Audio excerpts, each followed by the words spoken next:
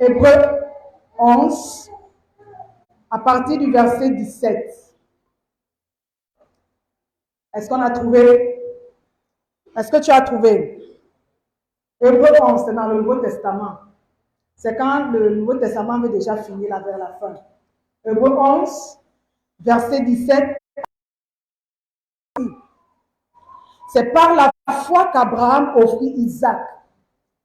Lorsqu'il fut mis à l'épreuve et qu'il offrit son fils unique, lui qui avait reçu les promesses et à qui il avait été dit, en Isaac sera là une chose, il pensait que Dieu, est-ce qu'on peut lire ensemble? Est-ce qu'on peut lire ensemble le verset 19? Il pensait que Dieu est puissant, même pour ressusciter les morts. Aussi, le recouvra-t-il par une sorte de résurrection. Alléluia. Alléluia. Ce matin, je viens nous rappeler la parole du Seigneur. Et le titre de mon message ce matin, c'est tout simplement « Tes pensées déterminent ta vie ». Alléluia. Tes pensées déterminent ta vie ou ta manière de vivre. Tes pensées déterminent ta vie. Il n'y aura rien peut-être de spécial ce matin, mais je veux te rappeler un certain nombre de choses qui sont primordiales pour ta vie. La première vérité que je veux mettre devant nous ce matin, c'est que le salut, nous l'obtenons en mettant notre confiance dans ce que Christ a accompli à la croix pour nous. Le salut, nous l'obtenons par la foi que nous plaçons dans l'œuvre de la croix. Mais, vivre la vie que Dieu a préparée pour nous, vivre la vie que Dieu a prévue pour nous, et que ce que Dieu a voulu que nous soyons, est souvent lié à notre façon de penser. Le salut, c'est par la foi dans l'œuvre de la croix. Mais vivre la vie que Dieu a préparée pour moi, vivre la vie que Dieu a prévue pour moi, vivre pleinement tout ce que Dieu veut que je sois, est souvent lié à la qualité de mes pensées, est souvent lié à ma façon de penser, est souvent lié à ma façon de réfléchir, est souvent lié aux idées que j'entretiens. Je suis sauvé, mais vive la promesse de Dieu, vive le plan de Dieu, vive le projet de Dieu, entrer dans ma destinée, est souvent lié à la qualité de mes pensées. Est souvent lié à la qualité de mes pensées. Par ta façon de penser, tu peux être élevé, tout comme par ta façon de penser, tu peux vivre dans l'abaissement. Par ta façon de penser, tu peux être propulsé dans ta destinée, mais aussi par ta façon de penser, tu peux être retardé dans ta destinée. Par ta façon de penser, tu peux être quelqu'un d'aimable. Mais par ta même façon de penser, tu peux être quelqu'un de détestable. Par ta façon de penser, tu peux être quelqu'un qui vit dans la joie. Mais par ta façon de penser, tu peux aussi être quelqu'un de dépressif. Par ta façon de penser. Notre façon de penser peut nous amener dans la gloire, tout comme notre façon de penser peut nous amener dans la honte. Peut nous amener dans le pauvre. Notre façon de penser peut faire de nous des vainqueurs, tout comme notre façon de penser peut faire de nous des perdants dans la vie. Pour revenir au texte de Hébreux 11, la Bible nous présente Abraham, l'ami de Dieu qui parlait avec Dieu. Nous présente Abraham qui fait face à une épreuve. Abraham est en train de passer par une épreuve. La Bible précise que l'épreuve d'Abraham était une épreuve compliquée. Parce qu'Abraham avait reçu les promesses de Dieu. Abraham avait reçu la pensée de Dieu. Abraham avait une promesse concernant Isaac. Mais le même Dieu qui a fait la promesse à Abraham est en train de lui demander de sacrifier son unique fils, celui-là qu'il aime. Il est en train de lui demander de lui donner ce fils. Et la Bible nous dit une chose. Abraham était dans cette épreuve. Abraham était dans cette fournaise. Abraham était face à une situation difficile. Abraham était face à un choix. Abraham était face à une décision. Mais la Bible nous dit une chose qui a aidé Abraham et qui peut également nous aider ce matin. C'est que Abraham avait pensé quelque chose dans son cœur par rapport au Dieu qui lui demandait de sacrifier son fils. Il avait pensé. Il avait pensé. Il avait pensé. Le Dieu qui avait fait la promesse a dit à Abraham, donne-moi ton fils. Mais Abraham n'a pas dit, Seigneur, je ne peux pas. Seigneur, c'est compliqué. La chose qui a aidé Abraham, c'est sa façon de penser. Il a pensé que même si ce Dieu qui m'a fait la promesse me demande mon fils aujourd'hui, il a pensé que ce même Dieu était capable de ressusciter ce fils. Et parce qu'il avait pensé ainsi, il a pu obéir, il a pu sacrifier, il a pu amener son fils jusqu'à l'autel de sacrifice parce qu'il avait pensé. Parce qu'il avait pensé. D'un côté, il y avait Dieu qui demandait le sacrifice. Et de l'autre côté, il y avait Abraham qui disait, le sacrifice c'est peut-être compliqué, le sacrifice c'est peut-être difficile, mais je pense que quel que soit ce que ce Dieu me demande, je pense qu'il est assez puissant pour amener à la mort le fils qui m'a donné, le fils de la promesse. Alléluia. La deuxième vérité que je veux mettre devant nous ce matin, ce ne sont pas toujours les circonstances autour de nous qui sont problème. Ce ne sont pas toujours les hommes autour de nous qui rendent notre vie amère. Ce ne sont pas toujours les situations autour de nous. Ce ne sont pas toujours les épreuves. Ce ne sont pas toujours les difficultés qui sont un problème dans notre marche chrétienne. Ce qui peut être un problème, c'est ce que nous pensons à l'intérieur de nous. Ce qui peut être un problème, c'est ce que nous disons à l'intérieur de nous. Ce ne sont pas les circonstances, ce ne sont pas les épreuves, ce n'est même pas la tentation, ce ne sont pas les défis, ce ne sont pas, c'est pas la méchanceté humaine, ce n'est pas le soulèvement des esprits méchants et malins qui sont importants, mais c'est ce que nous pensons à l'intérieur de nous. Il faisait face à une épreuve, mais il a eu une pensée. Il a eu une pensée. C'est ce que je pense qui est capable de m'élever ou de m'abaisser. Et la Bible déclare à la fin du verset, aussi il le recouvra par une sorte de la résurrection. Ce qu'il a pensé, il a obtenu. Ce qu'il a pensé, il a reçu. Ce qu'il a pensé, il a vu. Ce n'est pas la méchanceté humaine qui peut bloquer ma vie. Ce n'est pas la méchanceté satanique qui peut freiner ma vie, mais c'est ce que je pense. C'est ce que je me dis à l'intérieur de moi. Ce sont les pensées que j'entretiens au plus profond de moi.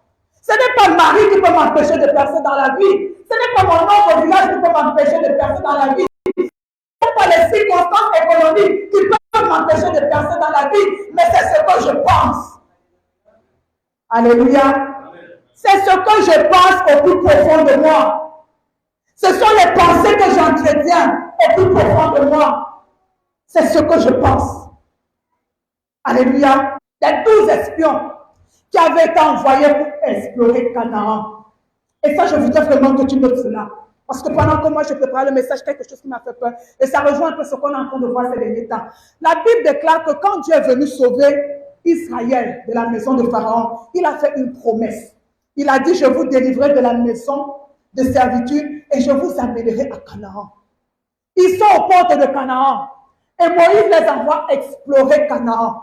Moïse les envoie explorer la terre promise. Et pendant qu'ils explorent, il y a des choses qui découvrent. Et à leur retour, ils font un rapport. Quand vous lisez bien le rapport dans Nombre 13, le rapport qu'ils ont fait n'était que l'expression de ce qu'ils pensaient au plus profond d'eux. Il y avait 10 personnes qui avaient un type de pensée. Et il y avait 2 personnes qui avaient aussi un autre type de pensée. Et ils se sont dit, nous avons exploré, nous nous rendons compte que c'est vraiment un bon pays. C'est un bon pays pour le lait et le miel. Mais seulement, nous avons vu dans ce pays-là des géants fils d'Anak. Et nous avons pensé nous-mêmes, quand nous nous regardions, que nous étions petits à leurs yeux. Et ils disent une chose, nous ne pouvons pas. Parce que c'est ce qu'ils avaient pensé. Nous ne pouvons pas. Nous ne pouvons pas les conquérir. Et de l'autre côté, il y avait deux autres personnes qui pensaient le contraire et qui ont dit montons. Nous connaissons la fin de cette histoire. C'est qu'il y en a qui sont entrés à Canaan et il y en a qui ne sont pas entrés à Canaan. La troisième vérité que je vais mettre devant nous, nous pouvons avoir des promesses. Nous pouvons avoir des prophéties. Nous pouvons avoir des paroles de connaissance. Nous pouvons avoir, mais par notre façon de penser, nous rendons nulles ces promesses et ces prophéties dans nos vies. Par notre façon de penser, nous annulons les promesses et les prophéties de Dieu nous concernant. Ils avaient la promesse qui avait été faite concernait aussi ces 10 espions. Mais par leur façon de penser, ils ont rendu nul, ils ont fait avorter le plan de Dieu pour leur vie. J'ai dit le salut, nous l'obtenons quand nous croyons, mais vivre ce que Dieu a préparé pour nous est lié aussi à la qualité de nos pensées. Tu peux avoir des prophéties, tu peux avoir des paroles de connaissance, on peut parler sur ta vie, mais pour que ces choses deviennent réalité, il y a une façon de penser que tu dois développer. Il y a une façon de penser que tu dois cultiver en toi. Ils sont rentrés, ils ont dit, nous sommes vus tout petits aux yeux des géants fils d'Anak et nous ne pouvons pas. Oh, la promesse, c'est ce que Dieu a préparé pour nos vies par notre façon de penser. Alléluia. Alléluia. Dis à ton frère tes pensées. Tes pensées peuvent être tes alliés, tout comme ils peuvent être tes ennemis. Regardez pour revenir à l'histoire des 10 espions. Sans avoir combattu, ils ont vu les gens fils d'Anak, mais sans avoir combattu, ils avaient déjà été vaincus. Qu'est-ce qui les a vaincus? Ce sont leurs propres pensées. Ce n'étaient pas les fils d'Anak, c'était leurs propres pensées qui les ont vaincus. Et souvent, nos propres pensées sont nos premiers ennemis. Nos pensées peuvent être nos ennemis, comme nos pensées peuvent être nos alliés. Dans cette situation, tes pensées peuvent être tes ennemis, tes pensées peuvent être tes adversaires, tes alliés. Les fils d'Anak ne les ont pas combattus. Les fils d'Anak ne se sont pas levés. Ils n'ont pas eu à affronter les fils d'Anak, mais ils ont affronté quoi? Leurs propres pensées qui ont triomphé d'eux. Et par leurs pensées, ils sont sortis du programme de Dieu. Par leurs pensées, ils sont sortis du plan de Dieu. Par leurs pensées, ils sont sortis de la volonté de Dieu. Par leurs pensées. Alléluia. Alléluia. Dis à ton frère que tes pensées soient des alliés. Dis-lui que ta façon de penser soit une arme puissante dans ta destinée. Que tes pensées soient tes amis et non tes alliés, tes ennemis. Comment tu peux vivre 24 heures sur 24 avec ton propre ennemi? J'ai rendu visite en semaine à une maman. Et quand je lui ai demandé, maman, c'est comment tu donnes? Elle me dit, pas très bien, mais ça va aller. Mais ça va aller. Je pense que ça va aller. Elle m'a narré toutes les situations par lesquelles elle passe. Mais ses pensées, c'est quoi? Ça va aller. Les problèmes sont là, les combats sont là, les difficultés sont là, les choses contraires sont là. Mais il y a une pensée qui me dit que ça va aller. Ça va aller. Naman s'était dit, je me disais que quand j'allais venir, il allait faire comme ça. À cause de je me disais, Naman était sur le point de passer à côté du plan de Dieu, du désir de Dieu, de la volonté de Dieu. Alléluia. Alléluia. Que les prophéties de Dieu sur ta vie n'avortent pas à cause de tes pensées. Que le programme de Dieu sur ta vie n'avorte pas par ta façon de penser. Frère, c'est important de comprendre ces choses. C'est important de comprendre ces choses. Que le plan de Dieu pour ma vie n'avorte pas par ma façon de penser. Pas les je me disais, je pensais, je réfléchissais, j'estimais que le plan de Dieu pour ta vie n'avorte pas par ta façon de penser. Il y a un autre exemple dans la Bible, et je voudrais qu'on lise ensemble, parce que ça m'a fait du bien dans 1 Samuel 13. Dans 1 Samuel 13, ici nous sommes en face du roi Saül, et du sacrificateur Samuel. Saül vient d'être un roi. Et dans le chapitre 10, il y a des consignes que Samuel donne à Saül. Il lui dit allons dans 1 Samuel 10, 1 Samuel 10, pour bien comprendre 1 Samuel 13, 1 Samuel 10, à partir du verset, le verset 8. Puis tu descendras avant moi à Gilgal. Et voici, je descendrai vers toi pour offrir des holocaustes et des sacrifices d'action de grâce. Nous sommes dans 1 Samuel 10, verset 8. Tu attendras 7 jours jusqu'à ce que j'arrive auprès de toi et que je te dise ce que tu dois faire. Il vient d'être un roi. Et Samuel donne des instructions à Saül. Il dit, tu vas descendre à Gilgal, tu vas me dévancer. Moi, je vais te rejoindre après, mais ça sera dans 7 jours. Tu vas attendre que je vienne pour que j'offre des sacrifices d'action de grâce et des holocaustes. Nous sommes au chapitre 13, où Samuel est en face des Philistins qui se sont levés pour lui faire la guerre. Il est en face des Philistins. Il est sur le point de livrer bataille.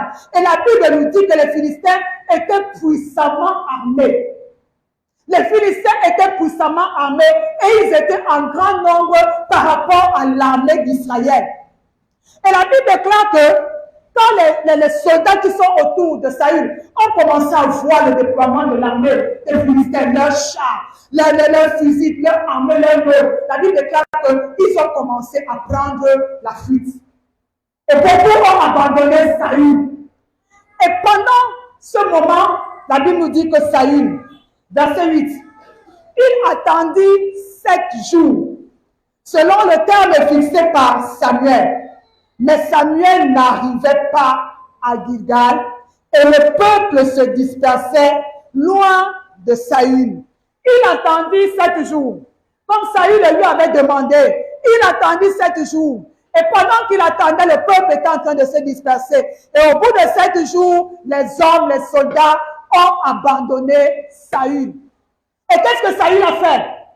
Il dit au verset 9, amenez-moi l'holocauste et les sacrifices d'action de grâce. Et il offrit l'holocauste. Et quand il achevait d'offrir. Comme il achevait, voici Samuel arrivait. Nous sommes toujours au 7e jour. Voici Samuel arriva et Saül sortit devant de lui pour le saluer. Samuel dit, qu'as-tu fait? Saül répondit, lorsque j'ai vu le peuple se disperser loin de moi et que tu n'arrivais pas au terme fixé et que les Philistins étaient assemblés à Michmash, je me suis dit. Saül a fait quoi? Je me suis dit que les Philistins vont descendre contre moi à Gilgal et je n'ai pas imploré l'Éternel. C'est alors que je me suis fait violence et que j'ai offert l'holocauste. Quelque chose de normal, quelque chose de logique. Samuel n'était pas en train de venir. Il ne pouvait pas aller livrer bataille sans avoir offert des sacrifices. Mais là où Saül a péché, c'est qu'il a pensé ce qu'il ne fallait pas penser. Parce que la seule personne qui était habilitée à offrir des sacrifices, c'était le sacrificateur. Saül a pensé ce qu'il ne fallait pas penser devant la pression.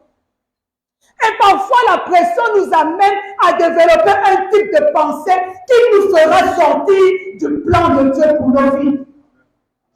Il a pensé ce qu'il ne fallait pas penser. Et la Bible dit quoi? Et maintenant, ton règne ne durera point. L'Éternel s'est choisi un homme selon son cœur.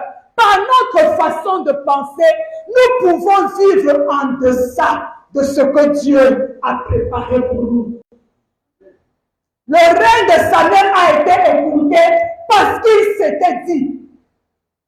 Et parce qu'il s'était dit, cela a eu des conséquences négatives dans sa vie. Samuel avait dit, attends-moi pendant 7 jours. Mais devant la pression de l'armée philistine, la pression de son armée qu'il abandonnait, il s'est dit, il a été incapable d'attendre, il s'est dit qu'il faut que je le fasse, parce que Samuel, le sacrificateur à l'époque, représentait Dieu. Et comme le peuple n'était pas en train de voir Dieu, n'était pas en train de voir Samuel, ils ont commencé à prendre la fuite. À cause de ses pensées, Saül a écouté son règne. Par notre façon de penser, nous pouvons avoir moins que ce que Dieu a préparé pour nous. Par notre façon de penser, nous pouvons faire moins que ce que Dieu a préparé pour nous. Par notre façon de penser, nous pouvons être moins que ce que Dieu a préparé pour nous. Mais je prie ce matin que tes pensées ne t'amènent pas à avoir moins que ce que Dieu a préparé pour toi. Alléluia. Que par tes pensées que tu obtiennes la totalité de ce que Dieu a préparé pour toi. À cause de je me suis dit, la Bible déclare que le règne de Samuel a été écouté. C'est ce jour-là que Dieu a mis terme au règne de Saül. Parce qu'il s'était dit, par ta façon de penser, tu peux passer à côté des bonnes choses que Dieu a préparées pour toi et prendre les médiocres.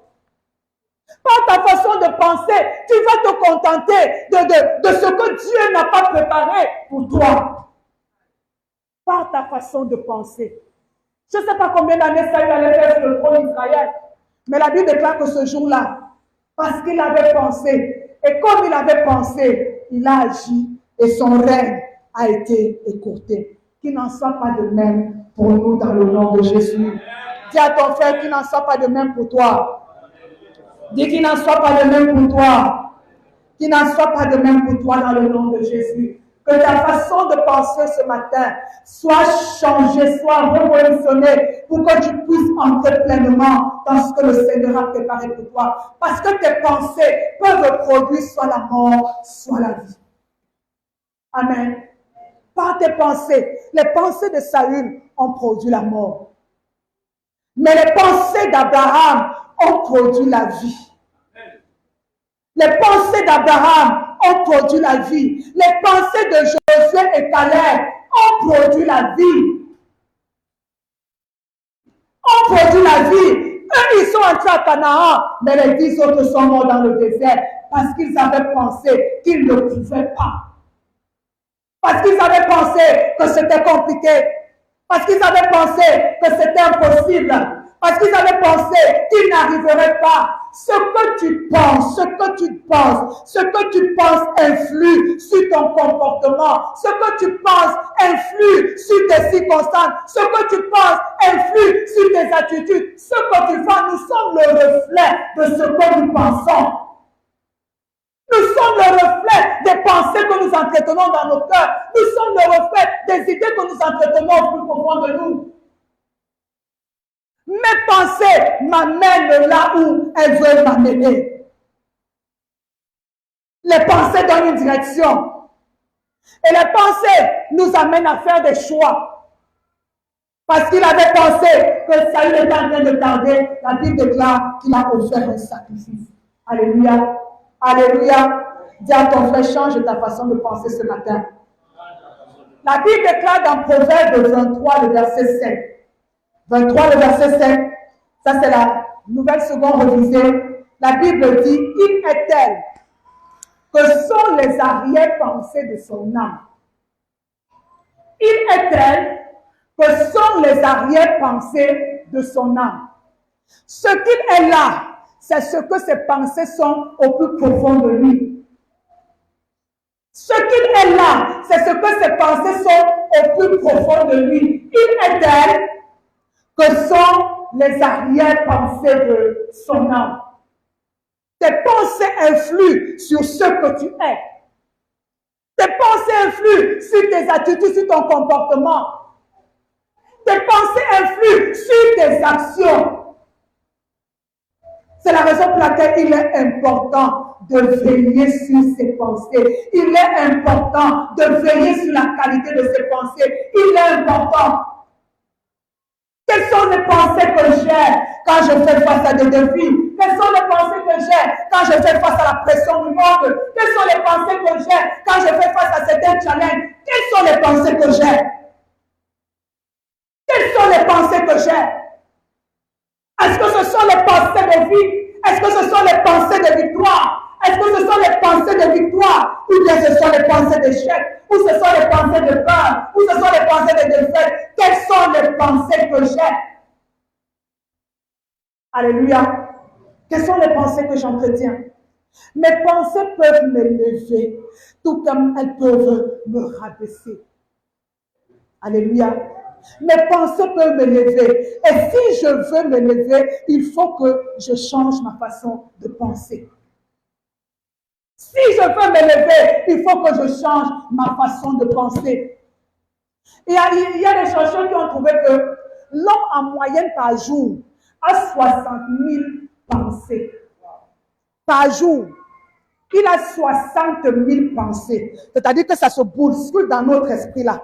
Alors imaginez tout type de pensées que nous pouvons avoir. Et pour le prouver, on fait une expérience pour montrer que le cerveau de l'homme a 6200 vers. Les vers, c'est le moment où le cerveau passe d'une pensée à une autre. 6200 par jour. Le moment où ton cerveau passe d'une pensée à une autre, c'est 6200 en moyenne par jour. Donc, imaginez le nombre de pensées que nous avons par jour. Il y a un mélange là, les bonnes et les mauvaises. Il y a tout genre de pensées qui nous traversent en une journée. C'est la raison pour laquelle il est important de mettre de l'ordre dans nos pensées. Il est important de veiller sur nos pensées. Il est important de prendre soin de nos pensées. Parce que ça défile. Parce que ça défile. Et tant que tu ne mets pas de l'ordre, le désordre dans tes pensées, c'est quand tu penses à ce qu'il ne faut pas penser. C'est ça le désordre. Quand tu penses à ce qu'il ne faut pas penser, ça devient un désordre que toi-même tu installes dans ton esprit. Quand tu penses aux choses auxquelles tu ne dois pas penser, quand tu penses à ton échec, quand tu penses à ta mort, quand tu penses à ton rejet, quand tu penses à ta faiblesse, quand tu penses à tes limitations, c'est un désordre que tu crées.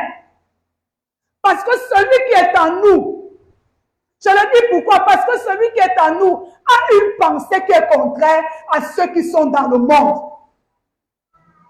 Et c'est cette pensée que nous devons épouser. Et quand nous laissons nos pensées divaguer, frère, je l'ai souvent dit ici, là, et je crois que chacun de nous a déjà fait ce genre d'expérience. On a besoin de personnes dans la vie pour être triste. On a besoin de personnes dans la vie pour être joyeux. Tu te suffis à toi-même pour être triste. Tu te suffis à toi-même pour être dans la joie. Débloque, active seulement sur le bouton pensée négative et tu seras dans la tristesse. Appuie seulement sur le bouton de pensée positive et tu seras dans la joie. Tu n'as pas besoin que Mathias te salue ou ne te salue pas. Tu n'as pas besoin que Florence t'appelle ou ne t'appelle pas. Tu te suffis à toi-même. Tu te suffis à toi-même pour être dans la joie ou pour être dans la tristesse. Et si tu te suffis à toi-même pour être dans la tristesse, tu te suffis aussi à toi-même, entre guillemets, pour percer ou pour ne pas percer. Il y a un verset, c'est Maman José qui aime souvent ça, la femme de Proverbe 31. La Bible dit quoi? Elle pense à un champ et elle acquiert. Elle pense à un champ. Ce que tu penses, tu l'obtiens. Elle pense, il y a des personnes qui disent, elle réfléchit. Et parce qu'elle réfléchit, elle achète. C'est-à-dire qu'elle a pris le temps de réfléchir, elle a pris le temps d'analyser, elle a pris le temps de penser, elle a pris le temps de voir le pour et le contre, elle a pris le temps de penser. Tes pensées peuvent te donner la percée, tout comme elles peuvent te maintenir dans la défaite. Et nos combats que nous avons, ce n'est pas tellement le diable, mais c'est notre façon de penser. Ce n'est pas tellement Satan et son organisation, c'est notre façon de penser. Qu'est-ce que je pense devant l'adversité? Qu'est-ce que je pense quand je suis en train d'attendre? Qu'est-ce que je pense quand ça ne marche pas? Qu'est-ce que je pense? La Bible nous dit qu'Abraham a pensé que Dieu était puissant. Est-ce qu'il était à l'école de Dieu? Où est-ce qu'il a eu ça? Mais la Bible nous dit qu'Abraham, il a pensé. Ce que tu penses, tu l'obtiens. Et parce qu'il a pensé, la Bible déclare qu'il a récupéré son fils par une sorte de résurrection. Nos pensées peuvent produire la mort ou elles peuvent produire la vie. Fais juste cette expérience. Décide-toi de discipliner tes pensées. Parfois, ça a l'impression que c'est Dieu qui va venir contrôler nos pensées. Si ça arrive, c'est parce qu'il a voulu. Si je pense à la mort, c'est peut-être parce que Dieu est en train de me donner un message. Si je pense à mon échec, c'est peut-être parce que Dieu est en train de me donner un message. Non. Il faut que tu apprennes à discipliner tes pensées. Amen. L'Église doit discipliner ses pensées. Même la fête de la récolte sera en fonction des pensées que tu penses au fond de toi. On a vu tout à l'heure Papa Boulou. Quels sont les sentiments de reconnaissance? Quelles sont les pensées que j'ai vis-à-vis de Dieu? C'est ça qui va me permettre ce jour-là de célébrer le Seigneur. Mais si je ne pense rien, si mes pensées sont négatives, si mes pensées c'est qu'il n'y a rien de bon dans ma vie, même ce que je vais être, même ce que je vais faire ce jour-là, même ma façon de me comporter ce jour-là sera le reflet de ce que j'ai pensé au fond de moi. Alléluia. Alléluia. Change ta façon de penser. Dis-le à ton frère, change ta façon de penser. Change ta façon de penser. Change ta façon de réfléchir. Notre nature pécheresse a souvent tendance à nous amener à réfléchir d'une certaine façon. Notre nature, c'est un combat, c'est un exercice de tous les jours. Nous devons exercer notre esprit à penser autrement que notre nature. Nous devons exercer notre esprit. Quelle est la pensée qui me vient à l'esprit quand je fais face à un challenge? Quand j'ai vu ces mamans, elle me dit, voilà le problème qui est en train de surgir. Voilà. Je savais que cela arrivait et je crois que ça va aller. Mais ce n'est pas un petit problème, c'est un gros problème. Mais elle, dans son esprit, elle a déjà pensé que le Dieu qui est avec elle depuis de nombreuses années est le même Dieu qui sera avec elle dans ces situations et elle ne sortira pas les mains vides. Quelles sont les pensées que tu penses, frère? Quand tu me regardes, quelles sont les pensées que tu penses? Quand tu regardes l'église, quelles sont les pensées que tu penses? Quand tu regardes ta vie aujourd'hui, quelles sont les pensées que tu penses? Alléluia. Demande à ton frère, quand tu regardes ta vie, toi-même, quand tu te regardes, quelles sont les pensées que tu penses à ton sujet? J'ai fait une expérience la semaine dernière, j'étais devant le miroir, et j'étais en train de me miroir, et je me suis rendu compte que il y a un vide ici, là. Et la première pensée qui m'est venue, c'est que mais tu es en train de finir. Hein? C'est ça la première pensée qui m'est venue à l'esprit. Et je vous dis, automatiquement, j'ai senti une tristesse m'envahir. J'ai vu ici, là, j'ai commencé à faire des massages du visage. Là, attends, c'est en train d'aller où? Et la première pensée qui m'est venue, c'est quoi? Mais tu es en train de finir. Tu es en train de finir. Et tout de suite, il y a une tristesse dans mon cœur. Quelles sont les pensées que tu penses à ton sujet quand tu regardes ta vie aujourd'hui? Quelles sont les pensées que tu as? Tu penses que tu vas arriver ou tu ne vas pas arriver? Tu penses que tu vas entrer ou tu ne vas pas entrer? Ou bien ça dépend de maman Lali, ou bien ça dépend de maman José. Tu penses que tu vas arriver ou tu ne vas pas arriver? Tes pensées. Amen. Tes pensées. Quand tu te regardes, quand tu regardes à ta vie, quand tu regardes à tes situations, quelles sont les pensées que tu penses à ton sujet? Tu penses que c'est fini? Tu penses qu'il t'a déjà montré tout ce qu'il pouvait te montrer en tant que Dieu? Alléluia. Quelles sont les pensées que tu as au sujet de ta vie? Alléluia. Alléluia. Lisons ensemble. La Bible déclare dans Philippiens 2. Ayez en vous cette pensée qui était en Christ. Ayez en vous cette pensée qui était en Christ. Ayez en vous, c'est bon dit, ayez en vous les sentiments qui étaient en Christ. Mais David dit, ayez en vous les pensées qui étaient en Christ. Ayez en vous la pensée qui était en Christ. Il y a une pensée que Christ avait. Et si nous sommes nés de Dieu, nous devons développer cette pensée. Et si nous sommes de Dieu, nous devons avoir cette mentalité de Christ. Et si nous sommes nés de Dieu, nous devons développer cette mentalité. Il y a beaucoup de choses qui peuvent être dites au sujet de la pensée de Christ. Mais il y a une chose qui est montée dans mon esprit. C'est quoi cette mentalité de Christ? Est-ce que quand Jésus vivait sur la terre, vous aviez entendu un jour, Jésus trouvait que les situations, les choses auxquelles il faisait face étaient des situations impossibles. C'était des situations comme il n'avait jamais de solution. Il n'avait jamais de solution. Quelles que soient les situations qui se présentaient à Jésus, il y avait toujours une solution. Pour Jésus, c'était toujours possible. Il n'y avait pas le langage impossibilité dans la vie de Jésus. Il n'y avait pas le langage impossibilité dans la vie de Jésus. Quand il arrive devant la tombe de Lazare, où ses soeurs sont en train de dire vraiment, il est mort depuis 100 ans. Avant même qu'il n'arrive, il avait déjà dit quoi? Cette maladie n'est point pour la mort. Moi, je ne suis pas en train de voir la mort là-bas. Moi, je ne suis pas en train de voir là-bas la mort. Mais les sœurs de Lazare, elles ont vu la mort, mais Jésus n'avait pas vu la mort. La mentalité de Jésus, c'est tout simplement prendre de plus en plus conscience des réalités d'en haut qui dominent sur les réalités terrestres. Amen. Jésus marchait conscient que le ciel dominait sur la terre. C'est la raison pour laquelle il pouvait parler à la mort, il pouvait parler au vent, il pouvait parler aux tempêtes, il pouvait ressusciter les morts, il pouvait purifier les lépreux, parce qu'il était conscient que le ciel dominait sur la terre. Il avait la mentalité d'en haut. Frère, le plus souvent, nous n'entrons pas parce que nous réfléchissons à la manière des hommes. Il a dit, j'ai dit que vous étiez de Dieu, mais cependant, vous mourrez tous comme des simples hommes. Développez cette mentalité qui prend conscience que le ciel, que les réalités d'en haut, que les vérités d'en haut dominent sur les réalités terrestres. Devant la mort, Jésus n'a pas parlé la mort, il a parlé la vie. Il a parlé la vie.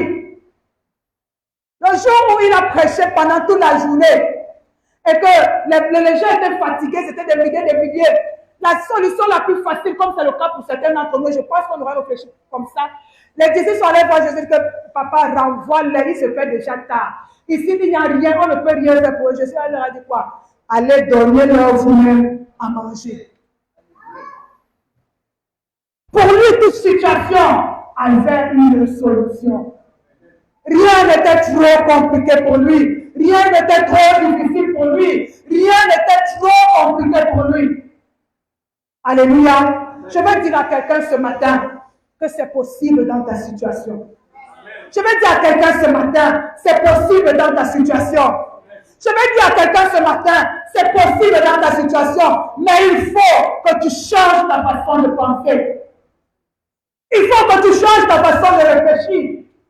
Il faut que tu renverses ces pensées qui t'amènent à la mort pour commencer à développer les pensées qui t'amènent à la vie. Alléluia. Alléluia. Il faut que tu changes. Il faut que tu changes. Et la première façon, il y a plusieurs façons, mais la première façon qui peut nous aider à changer notre façon de penser, c'est de commencer à penser la parole de Dieu. Amen. Frère, on le dit souvent, hein? Mais tant que nous n'arrivons pas au stade où nous pensons la parole de Dieu, nos vies ne vont jamais refléter ce que Dieu a préparé pour nous. Il faut que nous arrivions au stade où nous pensons. On peut être intelligent, on peut être un bon stratège, on peut être quelqu'un de hyper intelligent, mais tant que nous ne pensons pas la parole de Dieu, nous ne vivrons jamais ce que le Seigneur a préparé pour nous. Malgré notre intelligence, malgré tout ce que notre intelligence peut concevoir, tant que nous ne pensons pas la parole de Dieu, nous ne vivons pas ce que le Seigneur a préparé pour nous. Apprenons à penser. Il y a 2 dimanches, on a vu, apprenons à prier la parole de Dieu. Mais ce matin, je viens dire, apprenons à penser la parole de Dieu. Apprenons à penser, apprenons à réfléchir, apprenons à raisonner la parole de Dieu. On a beaucoup de pensées dans notre esprit. On a beaucoup de pensées qui naissent tous les jours. Mais il faut que nous commencions à canaliser nos pensées. Il faut que nous apprenions, nous éduquons nos pensées à penser la parole de Dieu. Alléluia. Alléluia. Pensez la parole de Dieu. Méditez la parole de Dieu. Réfléchis sur la parole de Dieu. Écoutez la parole de Dieu. Lis la parole de Dieu. Fais attention à la parole de Dieu. Prends du temps pour la parole de Dieu. Très peu d'entre nous, honnêtement, très peu d'entre nous nous pensons la parole de Dieu très peu. Nos pensées, c'est souvent ce que nous avons vu, ce que nous avons entendu, ce que nous connaissons, ce que nous pensons, ce que la cité dit, ce que les réseaux sociaux disent, ce que l'économie dit. Très peu d'entre nous, nous pensons la parole de Dieu. Très peu. La Bible déclare, est-ce que deux hommes peuvent-ils marcher ensemble s'ils ne s'accordent pas? Comment pouvons-nous marcher avec Dieu si nous ne nous accordons pas à sa parole? La parole de Dieu, ce sont les paroles de Dieu. Cette parole, ce sont les pensées de Dieu. Et pour que je pense les pensées de Dieu, il faut que je me nourrisse de ces pensées. Il faut que je me nourrisse de ces pensées. Nous ne pouvons pas changer de mentalité. Nous ne pouvons pas renouveler notre intelligence si nous ne mangeons pas cette parole. Si nous ne nous arrêtons pas sur cette parole. Trop de choses, nous les faisons sur le coup des émotions, sur le coup de nos sentiments, sur le coup des choses qui nous entourent. Mais très peu, nous nous basons sur la parole de Dieu. Très peu, nous pensons la parole de Dieu. Je pense que, j'imagine que, si c'est comme ça, je pense que, c'est les je pense là qui nous éloignent de ce que Dieu a préparé pour nous. Pensez la parole de Dieu. Et la meilleure façon de penser, c'est de méditer. C'est de méditer. Honnêtement, combien d'entre nous prennent le temps de méditer? Il avait dit à Josué que ce livre de la loi ne s'éloigne pas de ta bouche. Médite-le jour et nuit. Et c'est alors que tu auras du succès dans tes entreprises. Comment est-ce que la méditation me donne le succès? Comment est-ce que la méditation me donne la réussite? Comment est-ce que la méditation me permet d'avoir un résultat auquel je ne m'attends même pas? Comment? Comment est-ce que le simple fait de m'asseoir, de prendre du temps, de prendre mon cahier, de prendre mon bic, de lire, d'écrire, comment ça peut me donner le succès? Comment? C'est parce que justement nous ne voyons pas comment que nous ne méditons pas. C'est parce que nous ne voyons pas comment cette parole que je médite peut me donner du succès. La première chose quand nous méditons la parole de Dieu, la première chose que nous recevons, c'est que, la première chose que nous obtenons, c'est que nous recevons la révélation de Dieu. Quand tu médites, tu reçois la révélation qui est dans cette parole. Quand tu médites, tu reçois. Il dit, c'est la révélation de tes paroles qui m'éclaire.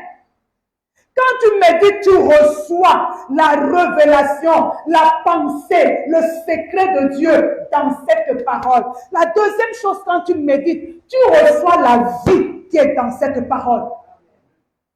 Tu reçois la vie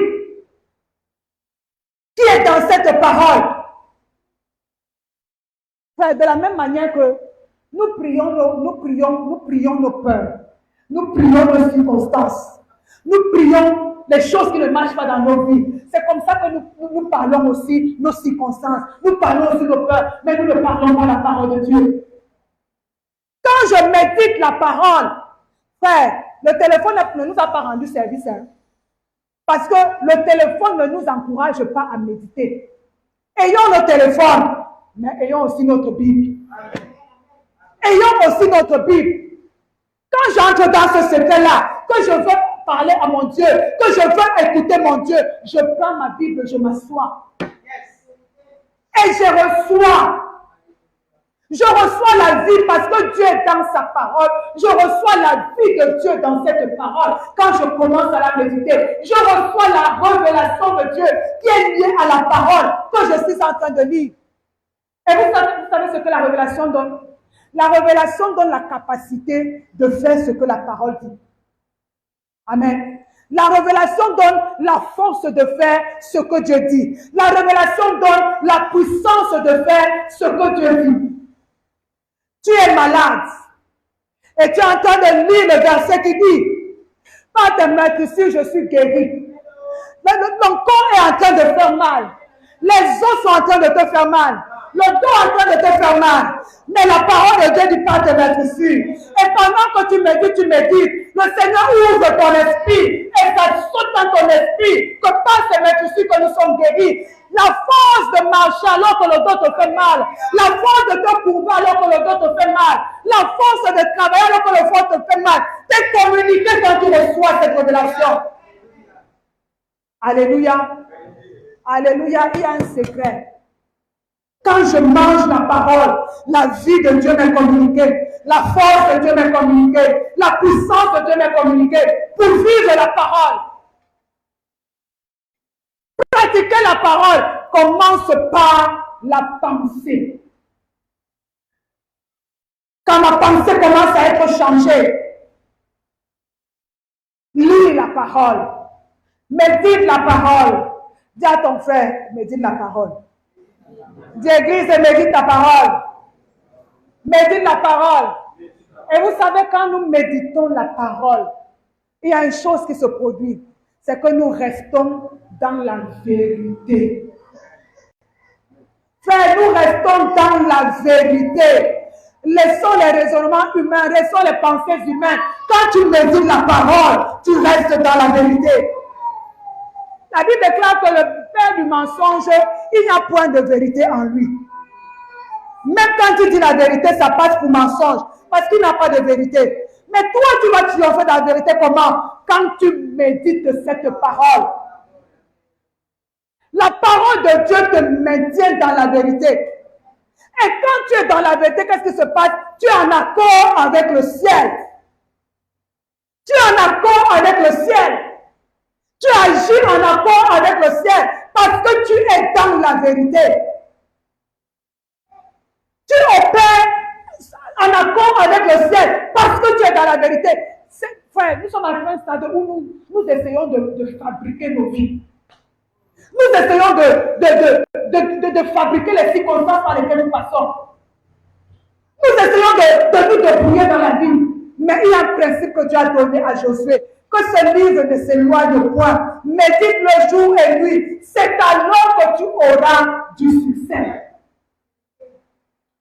Mange la parole, lis la parole, écoute la parole, médite la parole, pense la parole. En face de la mort, quelle est la pensée qui vient dans ton esprit? En face de l'échec, quelle est la pensée qui vient dans ton esprit? Devant ce défi, quelle est la pensée de la parole de Dieu qui vient dans ton esprit? Quelle est cette pensée?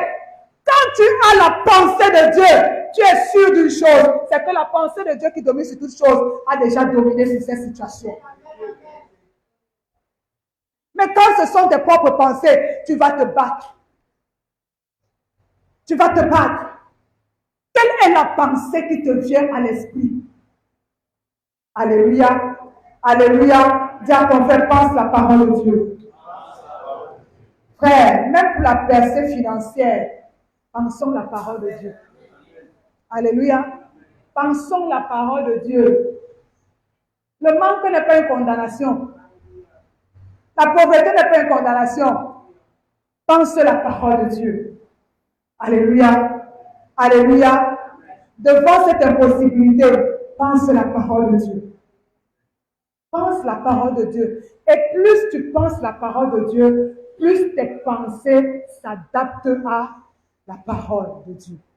Plus tes pensées se conforment à la parole de Dieu. Plus tes pensées s'alignent sur la parole de Dieu.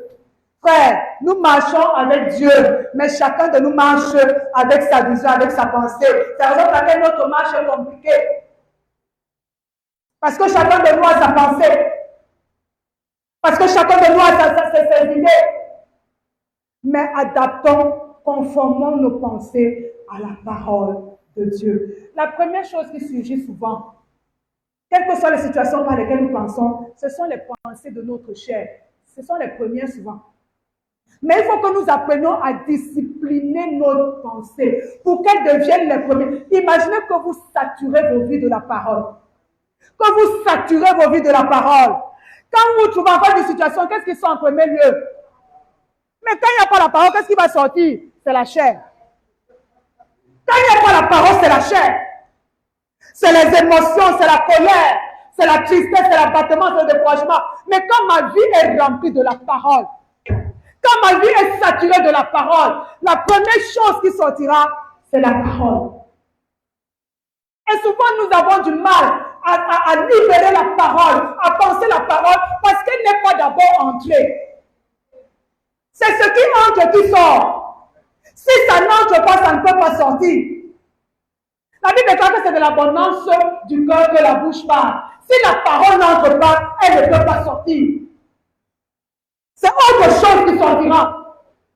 C'est autre chose qui sortira parce que la parole n'est pas entrée. Et nous vivons dans un siècle où les chrétiens ne laissent plus la parole rentrer, où les chrétiens n'acceptent plus que la parole rentre, où les chrétiens ne laissent plus la parole impacter leur vie. Nous avons plein de choses aujourd'hui qui rentrent en nous.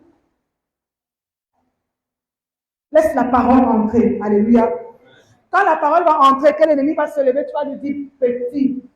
Petit, tu as déjà été vaincu depuis. Pourquoi? Parce que cette parole est dans ton esprit. Parce que cette parole est dans ton cœur. Quand il va s'agiter, peut-être dire que mon frère, ma soeur, tu es en train de finir. Tu dis non. Celui qui a commencé cette bonne œuvre, moi, il va la faire. Il ne fait que commencer. Il n'a encore rien fait.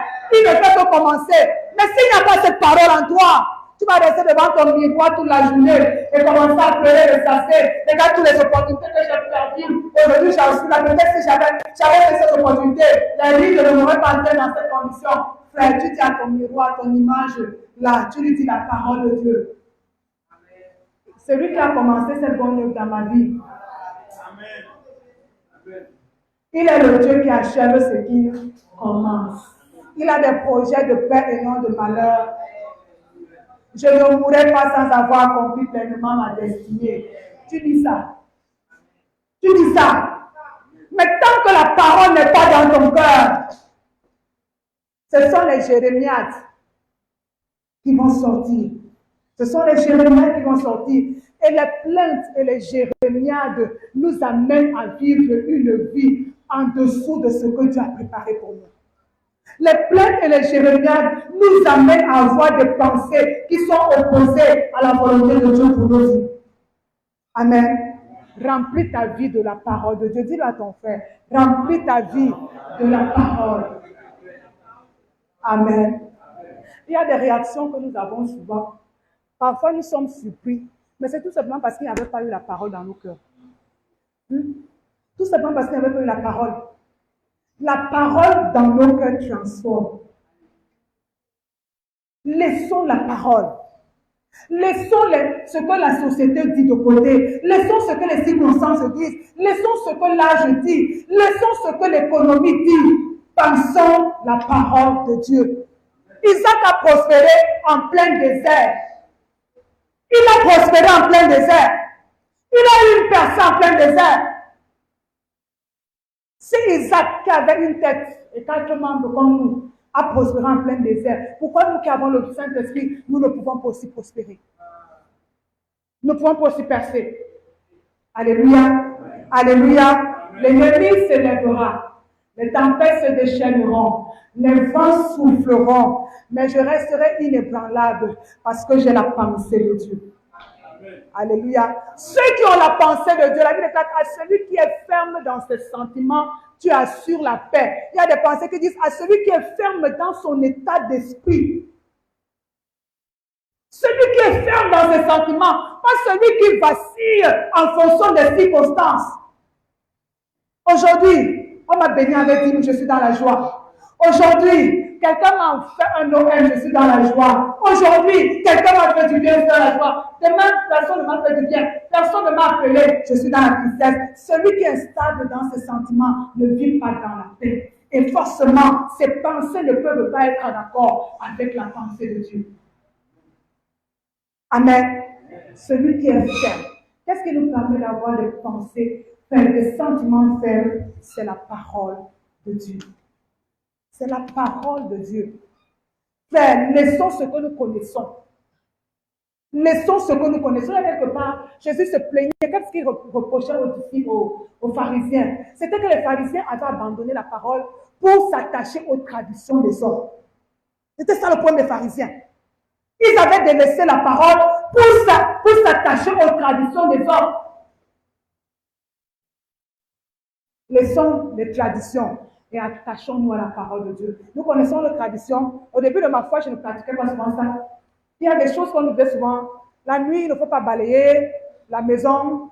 Il y avait un certain nombre de choses qu'on faisait par ignorance. Mais quand tu as la pensée de Christ, tu ne peux plus continuer à faire ça. Tu ne peux plus continuer à faire ça. Ne balaye pas. Je ne sais pas pourquoi le mari n'est pas balayé la nuit. Il ne faut pas. Ah, ok. Ne balayez pas la maison la nuit parce que ça peut sortir. C'est d'abord pour que ça sorte. Parce que si la richesse est là, ça doit se voir. Ne balayez pas parce qu'on va faire sortir la richesse. Mais quand tu as la pensée renouvelée, frère, les craintes des hommes, ce que le monde appelle conjuration, toi tu ne vas plus appeler ça conjuration. Toi tu ne vas plus appeler ça conjuration parce que tu as la pensée de Dieu. Parce que tu as la pensée de Dieu. Tu attends souvent pendant les deuils, oh il faut faire ça, il faut faire ça, il faut faire ça.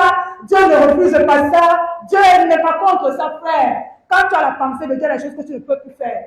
Même si c'est pour faire plaisir au pape, tu ne peux plus faire. Mais tant que tu es encore vacillant dans tes sentiments, on va faire un peu, et puis demain on va venir demander pardon au Seigneur, on va faire un peu, et puis demain on va dire, frère, soyons transformés dans notre façon de penser par la parole de Dieu. Ma percée dépend des pensées que j'entretiens. Ma victoire dépend des pensées que j'entretiens. Mon élévation dépend des pensées que j'entretiens. Élève ta façon de penser. Élève ta façon de penser. Élève ta façon de penser au-dessus de tes situations. Ne pense pas comme tes situations voudraient que tu penses. Parce que c'est ça le but des situations. Nous imposer leur façon de les voir. Nous imposer leur façon de voir. Ne pense pas comme tes situations veulent que tu parles. Que tu veux que tu penses. La maladie veut que tu penses à la mort. La maladie dans ton corps veut que tu penses à la mort.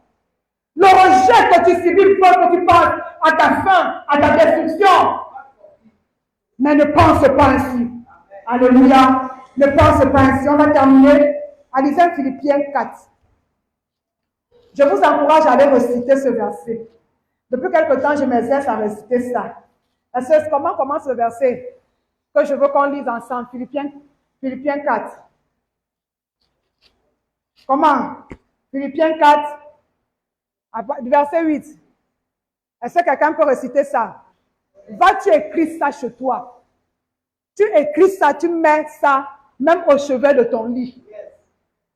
Pour discipliner tes pensées, quand ça vient, tu regardes là où ça se trouve. Est-ce qu'on peut lire ensemble verset 8 une fois et deux? Au reste, frère, que tout ce qui est vrai, tout ce qui est honorable, tout ce qui est juste, tout ce qui est pur, tout ce qui est aimable, tout ce qui mérite l'approbation, ce qui est vertueux et digne de louange soit l'objet de vos pensées. Amen. Les pensées que tu penses là, est-ce qu'elles sont vraies? Est-ce qu'elles sont pures? Est-ce qu'elles sont justes? Est-ce qu'elles sont aimables? Est-ce qu'elles méritent l'approbation? Est-ce qu'elles sont vertueuses? Les pensées que tu penses, est-ce qu'elles sont vraies? Les pensées que tu as au sujet de Dieu, est-ce qu'elles sont vraies? Les pensées que tu as au sujet de Dieu, est-ce qu'elles sont justes? Les pensées que tu as au sujet de ton frère, est-ce qu'elles sont vraies? Est-ce qu'elles sont pures? Il dit que cela soit l'objet de vos pensées. Voilà notre miroir. Quand ça vient, tu prends ce que je pense là de ma vie. Est-ce que c'est vrai? Est-ce que c'est honorable? Est-ce que c'est pur? Est-ce que c'est juste? Est-ce que c'est aimable? Est-ce que ça mérite l'approbation de Dieu? Même si je suis hyper intelligent, tant que cela ne rentre pas dans ce que tu attends de nous, ce ne sont pas les pensées de Dieu. Tout ce qui est vrai. Amen. Va écrire ça chez toi. Va écrire ça chez toi. Amen. Avant de laisser une pensée monter en toi, quand tu as la pensée qu'il faut que je dise 2 mots à maman Josée demain, je dois aller dire 2 mots. Reste devant cette parole. Est-ce que c'est la pensée qui monte là que je dois aller dire 2 mots à maman Josée, est-ce qu'elle est vraie? Est-ce qu'elle est pure? La pensée qui te dit que tu ne vas pas recevoir, même si tu déposes ton dossier, personne ne va prendre. Habituellement, les dossiers qu'on dépose, on retrouve ça dans le panier. Est-ce que la pensée là qui te dit que ton dossier ne va pas aboutir, est-ce que cette pensée elle est vraie? Est-ce qu'elle est juste? Est-ce qu'elle est pure? Est-ce qu'elle est honorable? Alléluia. Alléluia. Prends la pensée de Dieu. Prends la parole de Dieu. Pense la parole de Dieu. Pense la parole de Dieu. Est-ce que tu peux le dire à quelqu'un? Pense la parole de Dieu. Parce que tes pensées déterminent ta vie. Vous êtes déjà arrivé de vous retrouver en conflit avec quelqu'un sans que vous n'ayez échangé aucune parole. Tout simplement à cause de ce que vous avez pensé. C'est-à-dire que tu sens un malaise entre vous. La personne ne t'a pas insulté. La personne ne t'a dit aucun mot. Mais à cause de tes pensées, il y a un froid, il y a un malaise qui s'installe. Peut-être qu'on ne m'a pas salué, c'est parce que. Peut-être qu'on n'est pas venu, c'est parce que. Peut-être qu'on n'a pas répondu à mon message, c'est parce que tu as développé une pensée qui ne t'a pas aidé à te rapprocher de ton frère. Amen. Veillons sur nos pensées. Veillons sur nos pensées.